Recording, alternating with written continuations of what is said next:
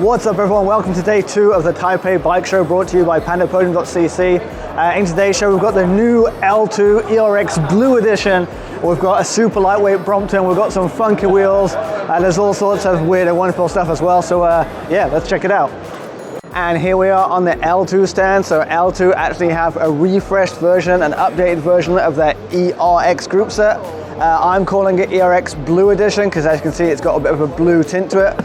They actually sent me one of these a few weeks ago now. I've filmed the unboxing, but I've not got around to editing yet, so full review on this coming soon, but so far it's all good news. So it's mostly minor changes. You can see the colors changed a bit, but when you do start playing Spot the Difference, you can see the difference. Like I say, I'll put my unboxing video up within the next few days, and you'll be able to see. Things like these buttons have got a little bit longer, the shape of the front derailleur cage has changed a little bit, and also they've changed the brakes into a monoblock design. So the old ones, this was 2 pieces together, now it's a monoblock design. I weighed the whole group set, my new group set, and I think it was like 40 or 50 grams lighter than the old version. And they say they've worked out lots of the problems. You know, we all had problems, well not all, but lots of people had problems before with waterproofing, whatever else, and they say they've got on top of all those problems. So yeah, I'm looking forward to putting it through its paces. I think it's going to be a rainy season in Xiamen in March. It'll be a good chance to test it. But yeah, this is what I'm calling an L-Twoo ERX Blue Edition. And yeah, review video coming soon. So here we are on the TAIPEI stand, a manufacturer of bearings and such. But you can see here, oversized pulley wheels is also what they do. Now, one of their most interesting products is this one, because you get an oversized pulley wheel, but you don't have to change your rear derailleur cage. So this is a standard Dura Ace rear derailleur cage. And as you can see, by offsetting the center of the oversized pulley wheel, you can have a bigger pulley wheel within the standard cage. If you do want to change your cage, they have options for that too. So you can see here, they have options that which include the lower cage, like these ones down here. But yeah, a good range of oversized pulley wheels if that's your thing. Here on the Riddia stand we have some unique looking wheels. So they have 2 versions, this one which is a 29 and another one which is a 50. This one weighs just 1,250 grams and the 50 comes in at 1,500 grams. So an interesting design, obviously, an all-in-one wheel, keeps the weight down and the stiffness up in theory. And it looks like they take that theory and put it onto some smaller wheels too. You can see here they have these wheels for smaller folding bikes like your Bromptons or whatever. So yeah, available for all different bikes. So we can see here they've got a bike that's built with lots of the components. So they've got the wheels that we just saw. They also have their cranksets because they make cranksets and their oversized pulley cage. And it looks like their own saddle as well up top. So yeah, all different accessories for your road bikes or your folding bikes over at the Riddia stand. Also the oversized pulley wheels. I know it's not the best test in the world, but this thing just spins and spins and spins.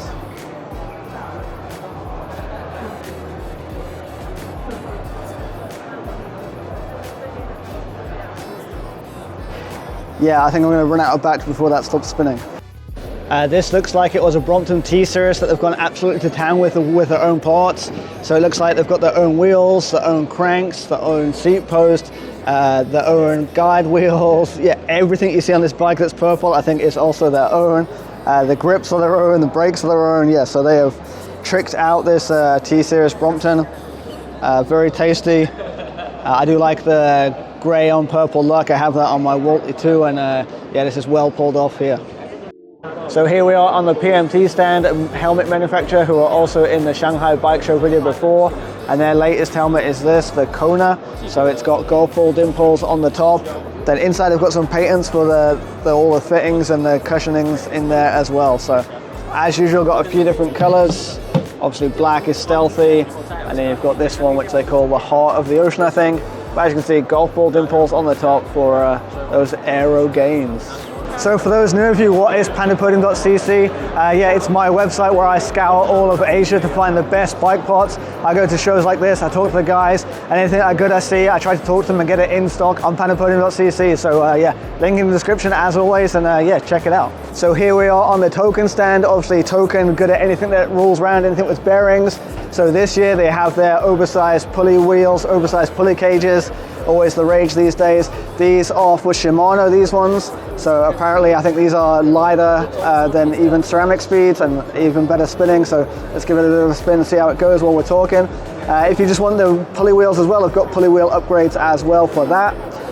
Moving on, got their bottom brackets. So this bottom bracket, they're actually sponsored in the Cofidis team this year. So they've got a limited edition Cofidis bottom bracket. If you really want a Cofidis logo on your bottom bracket, they've got you covered. Everything else, obviously, they do bottom brackets and headset bearings. Obviously, headsets are getting more and more complicated these days with fully internal cable routing and different systems with cables going inside, cables going outside, bigger upper bearings, smaller upper bearings. So they have options for everything there. Also, everyone's a weight weenie, so they've got their push and turn expander plug. So this just goes in. It's a patented design, so you just push it in, and it basically torques itself down with just one bolt, and that keeps it down just like 19 grams, I believe, for the set for this one. So 19 grams.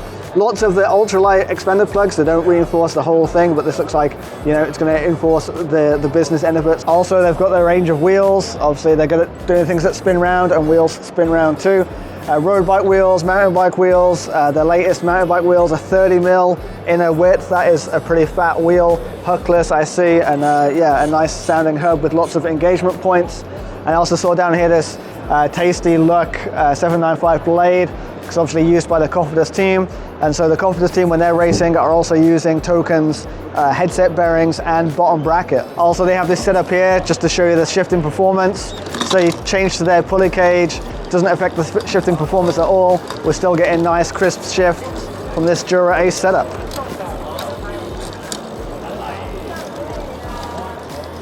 Perfect. And then one more demonstration of the bottom bracket. So we've got a standard press fit BB, and then we've got their Token Ninja BB, both with the same force being put into them. And you can see that the Token Ninja is spinning faster because there's less drag, less resistance on the bearings. So yeah. So near the entrance of the show, they have all of the winners of the Taipei Cycle Design Awards for 2024. And yeah, we'll have a quick look through them and see if anything interesting got an award. So someone in the comments yesterday was talking about sustainability, and here you have an example.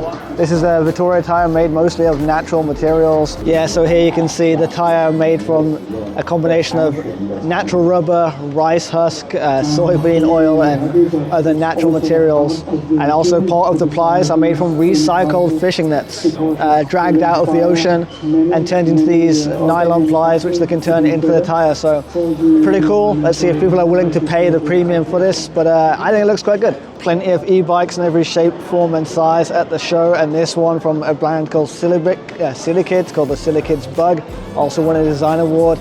Pretty cool looking thing for scooting around on, I guess. I think there is a little bias towards Taiwanese brands for the awards though.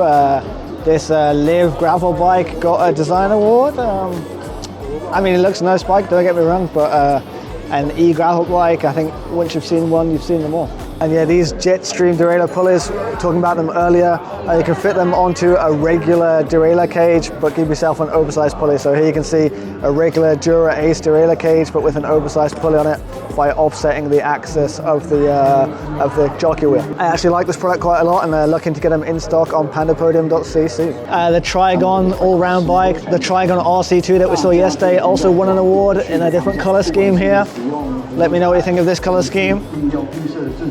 This giant thing from Ubik is an all-in-one e-bike, and what they mean by that, you can use it as a static trainer bike to do exercise workouts on, but you can also use it as an e-bike for your commutes or whatever. Obviously, a bit of a huge item to put in your living room, whatever. It doesn't say exactly how it works, but it would be really cool if when you're pedaling it as a static trainer, it charges the battery, and so then you could, you know, do a workout at home and charge the battery. And then if you've got a big hill on your commute, you can get that energy back for the commute. I'm not sure if that's what it does, but if that is what it does, that's pretty cool. One thing I will say is e-bikes are getting more and more stealthy, so yeah, it's hard to tell that this is even an e-bike. But the thing I like about this is both front and rear baskets. So yeah, lots of cargo space, nice and easy to park, and yeah, e-transport. Remember, this week for the show, we're giving away $1,000 of vouchers to use on pandapodium.cc. All you have to do is follow us on Instagram and like a post, or subscribe to our mailing list. But all the information is in the link down below, pandapodium.cc/Taipei. Go check it out. One of the big traditional behemoths of the Taiwanese bike industry is, we don't know the name, but a lot of the bike factories are using their paints to paint their frames. So your road bike, your mountain bike, there's a good chance it was painted by YS Paint. Again, on a consumer level, they don't really do anything. They're always just dealing with the big factories. But yeah, you can take demonstration here of all the different new effects and new colors they can do on the frames. They've also got a big thing for sustainability, the European ESG stuff. They're trying to comply with all that and all that good stuff. Over on the Maxxis stand, I saw something interesting. Looks like there's a tan wall version of the High Road tire now. So the High Road SL is one of my favorite tires, super lightweight. It comes in a 23, a 25, or a 28. I think in a 25 it's like 180 grams or something, so one of my favorite tires for weight weenie builds. And then the regular High Road version, a little bit heavier, but also a little bit more reliable, more puncture proof, but now available in this tan wall color. So yeah, what do you think? Tan wall, hot or not? The Maxxis Rambler, also one of my favorite gravel tires, available in 700C in 40, 45, or 50, or if you're in 650B, a 47 mil. Another brand we saw last year, the Bomb, looked like they're doing a bunch of design work for some mountain bike, all mountain, enduro, that kind of stuff. Very funky looking enduro bike here, but then also some nice designs of these pedals and the saddles and whatnot. So yeah, you're gonna want to be the Bomb, get yourself the Bomb. So that's about it for day 2. We have day 3 coming tomorrow, where we're going to go over the road to haul number 2. Let me know if there's anything particular you want to see. Let me know in the comments down below what you liked, what you didn't like. Don't forget to check out pandapodium.cc too, and I'll see you next time. China Cycling out.